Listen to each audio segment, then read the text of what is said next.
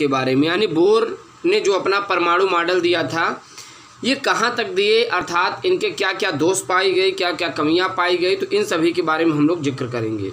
दरअसल दोस्तों जो सीमाएं होती हैं इसी को हम लोग कमियाँ कहते हैं। बोर परमाणु मॉडल की क्या क्या कमियाँ थी तो इन्हीं के बारे में हम लोग जिक्र करेंगे। Limitation of Bohr's model, limitation of Bohr's model, limitation of Bohr's model, Bohr's model. दोस्तों ये limitation of Bohr's model, bore के परमाणु मॉडल की क्या कमियां पाई गई। जैसे रदरफोर्ड ने अपना परमाणु मॉडल दिया था तो वहां पर कुछ कमियां पाई गई थी, उसी प्रकार जब बोहर परमाणु मॉडल देते हैं तो इनके परमाणु मॉडल में भी कमियां पाई जाती है। जरा क्या कमियां हैं तो इन सभी के बारे में हम लोग जिक्र करते हैं।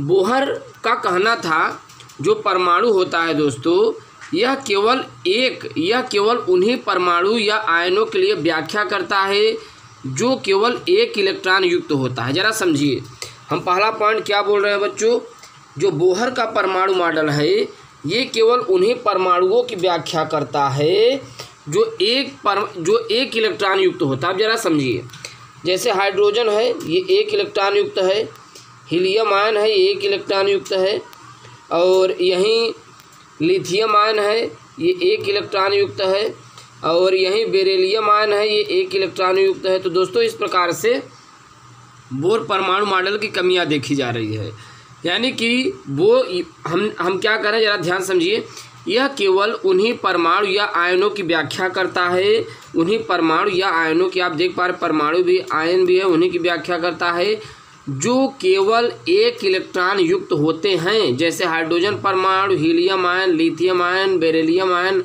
आदि। अर्थात उन परमाणु या आयनों की व्याख्या नहीं करता जिनमें एक से अधिक इलेक्ट्रॉन होते हैं। जैसे एक से अधिक वाले इलेक्ट्रॉन हो जाएंगे बोरान हो जाएंगे, फिर हम ले सकते हैं बेरिलियम हो जाएंगे, कार्बन हो जाएंगे, तो इनकी व्याख्या नहीं करता, केवल उन्हीं की व्याख्या करता है। इस चीज़ को आप ज़रा समझने की कोशिश करिए।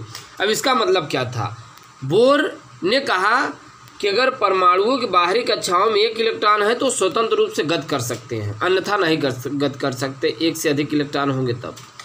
तो आप समझ पा रहे हैं, बोर जो है मतलब कि एक इलेक्ट्रॉन युक्त परमाणु की व्याख्या करते, एक से अधिक बहुपरमाणु के इलेक्ट्रॉन युक्त परमाणुओं की बहु इलेक्ट्रॉन युक्त परमाणु की व्याख्या नहीं करते। तो ये चीज़ें आपको ध्यान में रखना है। चलिए अब हम लोग सेकंड पॉइंट के बारे में जिक्र करते हैं, क्या बोर का परमाणु मॉडल बताते हैं इनके बारे में। दरअसल जो हाइड्रोजन परमाणु के स्पेक्ट्रम में एक रेखा का निर्माण सूक्ष्म रेखाओं के द्वारा होता है। जरा समझिए, हाइड्रोजन परमाणु का जो स्पेक्ट्रम होता है, अगर आप हाइड्रोजन गैस को किसी लैंप में भरेंगे और उनसे उत्सर्जित हो रहे किरण को अगर आप मैग्नेटिक फील्ड में गुजारते हैं तो कई रेखाएं प्राप्त होती है। जैसे सपोज मान लीजिए हमारे पास कोई लैंप है और इसमें हाइड्रोजन गैस भरी है, इससे अगर किरण निकलेगी और उन्हें किसी सतह पर वो करेंगे तो इस पर कई पीली पीली रेखाएं प्राप्त होती हैं, राइट। तो अब यहाँ पर इन्होंने क्या कहा, अब ये एक सेकंड पॉइंट क्या है जो इनकी व्याख्या नहीं करते बोर। इनका कहना था हाइड्रोजन परमाणु के स्पेक्ट्रम में एक रेखा का निर्माण, जरा आप समझिए, हाइड्रोजन परमाणु का जो स्पेक्ट्रम होता है एक रेखा का निर्माण सूक्ष्म रेखाओं के द्वारा है। इस सूक्ष्म रेखाओं की व्याख्या करने बोर के परमाणु मॉडल असफल रहे। आप ये बताइए, ये जो हाइड्रोजन से भरी गैस है, इस गैस को जब आप किसी मैग्नेटिक फील्ड पर प्रवाहित करेंगे तो इस पर कई पीली पीली रेखाएं प्राप्त हो जाती हैं, विबजोर जिसे हम लोग कहते हैं। आप देखेंगे आगे स्पेक्ट्रम पढ़ेंगे, कई रेखाएं प्राप्त हो जाती हैं। अर्थात ये रेखाएं प्राप्त कहाँ से हुई, क्या ये एक ही किरण है, ये कई रेखाओं में विभक्त हो जाती हैं? हाँ, ये बात सत्य है, लेकिन जरा आप समझिए बोर किसकी व्याख्या नहीं करते। दरअसल ये जो एक रेखा है ये कई सूक्ष्म रेखाओं से बनी होती है। जब ये मैग्नेटिक फील्ड पर पड़ते हैं तो ये आप देख पा रहे हैं कई पीली पीली रेखाओं में विभक्त हो जाते हैं। इसकी बोर व्याख्या नहीं करते, यानी कि बोर व्याख्या इसकी नहीं करते। किसकी, जरा समझिए कि ये जो एक रेखा ये कई सूक्ष्म रेखाओं से बनी होती है, राइट। और इसका असलियत तब पता चलता है जब ये विबजोर कई रेखाओं में विभक्त हो जाती हैं। जिसे हम लोग लाइमन, बाल्मर, पास्टन, बैकट, फुंड कहते, आगे हम लोग समझेंगे। तो इनकी बोर व्याख्या नहीं करते, राइट। चलिए थर्ड पॉइंट हम लोग देखते हैं। थर्ड पॉइंट बोर ने क्या बातें बताई। दरअसल प्रयोगों द्वारा बच्चों ज्ञात किया जाता है किसी वस्तु से प्राप्त उत्सर्जन स्पेक्ट्रम चुंबकीय क्षेत्र यानी मैग्नेटिक फील्ड और विद्युत क्षेत्र यानी इलेक्ट्रिक फील्ड में रख देने पर कई स्पेक्ट्रम प्राप्त हो जाता है। अब जरा आप समझिए, कहा क्या गया, हम क्या कह रहे हैं, प्रयोगों द्वारा ज्ञात होता है, क्या ज्ञात होता है, किसी वस्तु से प्राप्त उत्सर्जन स्पेक्ट्रम। जब किसी वस्तु से स्पेक्ट्रम प्राप्त होता है, जब किसी वस्तु से कोई किरण निकलती है, स्पेक्ट्रम प्राप्त होता है, जब उसे मैग्नेटिक फील्ड यानी चुंबकीय क्षेत्र,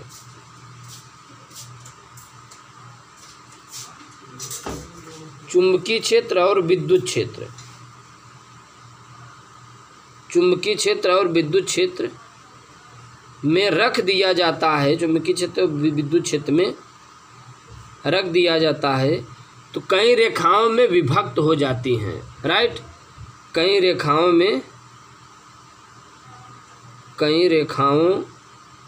में विभाजित हो जाते। अब जरा आप समझिए, इसे किसने दिया था, जीमान नामक वैज्ञानिक ने दिया था।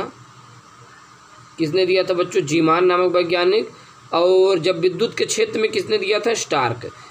मैग्नेटिक फील्ड में जीमान ने दिया था, इसलिए इसे जीमान प्रभाव कहते हैं। विद्युत के क्षेत्र में प्रभावित करने के लिए स्टार्क नामक वैज्ञानिक ने दिया था, इसलिए इसे स्टार्क प्रभाव कहते हैं। दरअसल इसकी व्याख्या बोर नहीं करते हैं, राइट। अब अगला पॉइंट आप समझिए, चौथा पॉइंट, बोर किसकी व्याख्या नहीं करते। दरअसल बोर का कहना, बोर ने एक और चीज़ की व्याख्या नहीं की जो बाद में वैज्ञानिक रिसर्च करते हैं। वो क्या व्याख्या नहीं थी, किसी अणु में आबंध निर्माण को बोर मॉडल को नहीं समझा गया, बोर ने नहीं समझा पाए। यानी ये जो मॉलिक्यूल्स होते हैं, ये H2O परमाणुओं से आपस में बंध से बने हुए हैं, तो इसके बारे में ये व्याख्या नहीं कर पाए। दरअसल हाइजेनबर्ग के अनिश्चितता सिद्धांत की व्याख्या भी नहीं करता, ये आगे हम आपको बताएंगे। यहाँ आप लिख लीजिए, हाइजेनबर्ग के अनिश्चितता सिद्धांत, हाइजेनबर्ग के अनिश्चितता सिद्धांत की व्याख्या नहीं करते। कौन, बोर, राइट। बच्चों ये चीज़ें आपको ध्यान में रखने हैं, ऐसे पॉइंट काफ़ी बार परीक्षाओं में पूछे भी जाते हैं जो कि बोर परमाणु मॉडल सीमाओं संबंधित। इसके बाद हम लोग अगले वीडियो लेक्चर मुलाकात करते हैं। यदि आप चैनल पर नए हैं तो चैनल को सब्सक्राइब कीजिए और अपने दोस्तों के पास शेयर करना ना भूलना।